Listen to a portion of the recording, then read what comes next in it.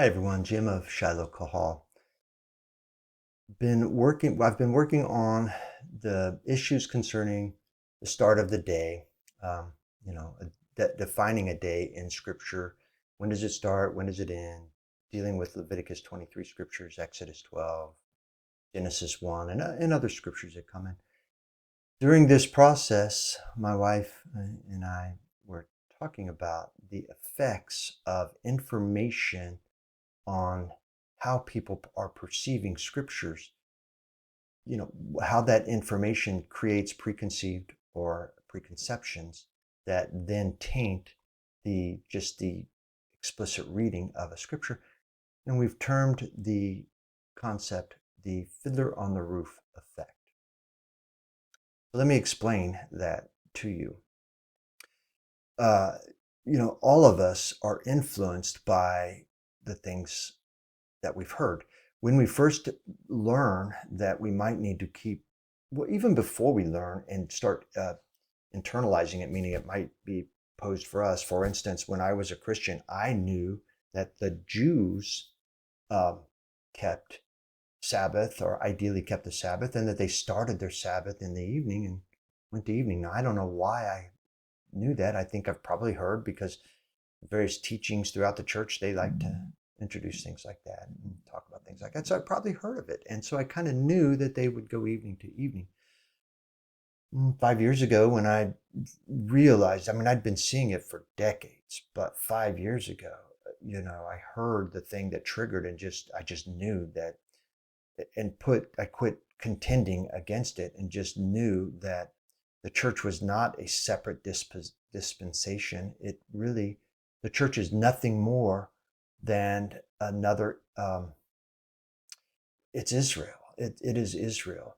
The fact that the Gentiles are part of the church are only because we've joined Israel, which means when we join Israel, we join them in not only their promises and their future and their hopes, but we join them in their history and their responsibilities.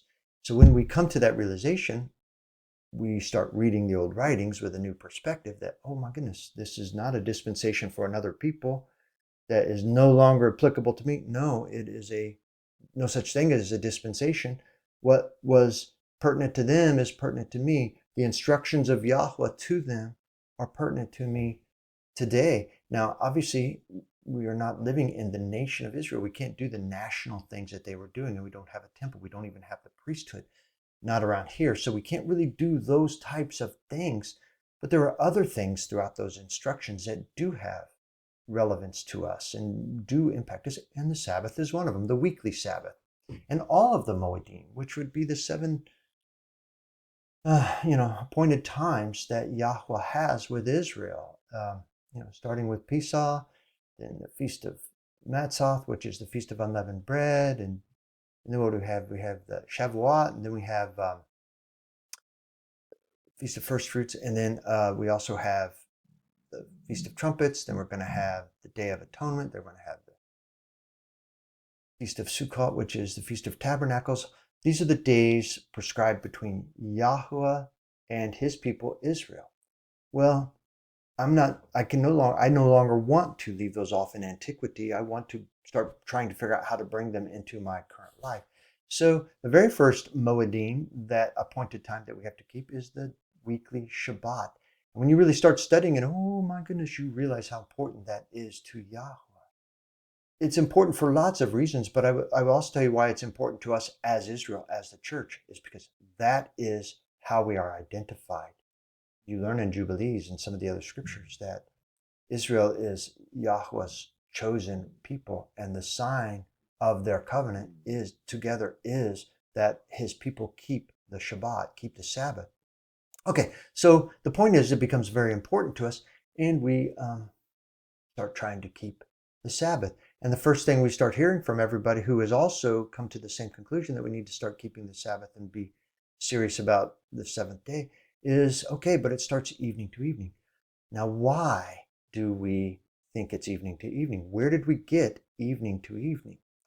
Well, without rebuilding everything I've done, because I've done a whole body of work related to where are the Jews, today's Jews, which you would call the Talmudic Jews?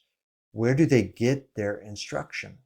And why does everybody think that the Talmudic Jews, today's Jews, have the right answers for us in Torah? Because when you go back to 175 BC, you realize the true priesthood was deposed, removed by Antiochus, removed by Greece, and inserted in their place were the Hellenistic priest. And then ultimately, when the Maccabees went to war and somewhat liberated Israel, the land of Israel, the land of Yehuda, from Greece, the priesthood that got installed were the Maccabeans, the Hasmoneans, and then we had the Hasmonean dynasty from 175 BC forward. Well, but the Hasmoneans, no matter how good the Maccabees were, they were still the illegitimate priesthood and should not have been sitting in the high priesthood. And during their days of illegitimacy in the high priesthood, the Pharisees and the Sadducees arose with their, they ended up being the political, religious, and economic leaders of Israel. They became the authority to the people of Israel, so that the people of Israel followed the Pharisees and their ways. And what did the Pharisees do? They started introducing their oral traditions and their ways that exceeded the commands, the instructions of Torah, which is why when John the Baptist came on the scene and Yahushua came on the scene, they were soundly chastised because they were not following the instructions of Elohim or Yahweh, but were rather making up their own rules that they called the oral traditions, and later it became the Talmud. And so from 175 BC is when we start, and I will also say at 175 BC they introduced the new calendar because of the pressures of Greece, who were keeping a Babylonian-based calendar. And to my understanding, I should say, that Babylonian calendar was an evening to, was utilizing an evening to evening day. So this idea of an evening to evening day does not go all the way back to ancient Israel prior to the Hellenistic priesthood. It started with, evening to evening started with the Pharisees and with the Hasmoneans and the Hellenistic priests. Prior to that, they were keeping, I'm inferring here, and I am saying that there's implicit instruction because there's not explicit instruction or information explicitly saying they were keeping this, but it sure seems reasonable to infer that the implicit information is that they were keeping a sunrise to sunrise, from sunrise to sunrise day prior to the days of the Pharisees. So the point is that they started incorporating evening to evening around 175 BC incorrectly.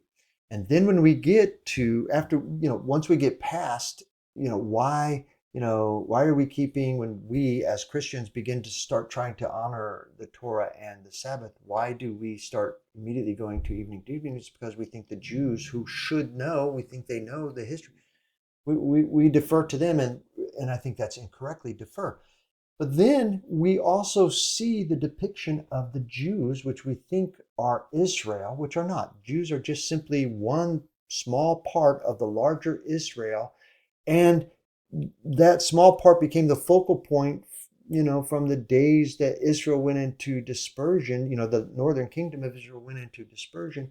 Well, then the southern kingdom of Judah, known as Yehuda, and the people of the southern kingdom were known as Yahudim, later to be called Jews, that we think are of the tribes of Judah. No, it's all of everybody from the land of Yehuda that would be considered Jews. Well, by the time of Yahushua, we start calling Yehudim in our modern translations, we start calling them Jews, and everything we see and think of become the Jews. And the Jews that have remained known as the Jews are those among the Yahudim who rejected Yahushua, rejected Jesus as Messiah.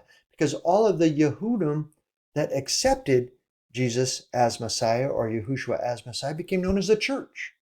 So the believing Yahudim became known as the church. The unbelieving, those who rejected Jesus, became known as the Jews.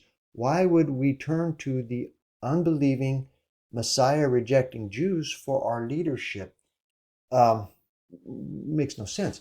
But then when we see the depiction of the Jews in Hollywood, in entertainment and news, whenever we see depiction of the Jews, we see the unbelieving Jews and the Pharisees who have now embraced an evening to evening. We see it portrayed. And I don't know that this is true of everybody, but for my family, Fiddler on the Roof is a wonderful movie, and it illustrates the life of a Jew, what would be considered a Jew in modernity. Not our current century, but well, maybe close to our current century, but not our current modern times, but the life of a Jew in Russia and in Europe and wherever they were at. And as the unbelieving Messiah, I hate to use the word rejecting, but they do not accept the Messiah. So the depiction of Tavia and this community is that of the Jews who did not receive Messiah. And they are in darkness. And they get their leadership from their authority, which is the Pharisaical Jews, who are the rejecting people of Yahudim. So what we're watching when we watch Fiddler on the Roof is not the believing Yahudim who have become known as the church or the kahal or the assembly or Israel, Instead, we're watching the Jews, and we're watching them try to walk out an evening to evening day because that's what they do. But why do we accept that? But let me also say that they depict in that movie Tavia. I mean, it opens up. Here he is. He's working. He's trying to get things done. His horse goes lame, and he's trying to. He does milk. He delivers milk. He's what would you call that? He delivers milk, and he's trying to deliver milk and get it done before sunset, because as soon as the sunset goes down, everybody they know the Jews are trying to start their Sabbath. So when he gets back home, his wife's saying, come on, the sun's getting ready to set. And he's got to scramble to finish his workday, get changed, and get into the table where she has prepared the Sabbath meal so that they can enter the Sabbath that for them begins at evening. And we watch that depiction and we think that is a correct depiction of how Israel did it. And I don't think it's a correct depiction of how Israel did it. It's a correct depiction of how the Jews have done it. The unbelieving Jews have done it. The Pharisaical Jews, the Talmudic Jews have done it, and how it looks like. So for people who haven't thought this all the way through, that becomes their visual of a day. So between what they have understood from the church teachings of what the Jews are practicing and the illustrations of the depictions we see, the visual depictions we see in movies and entertainment like Fiddler on the Roof, then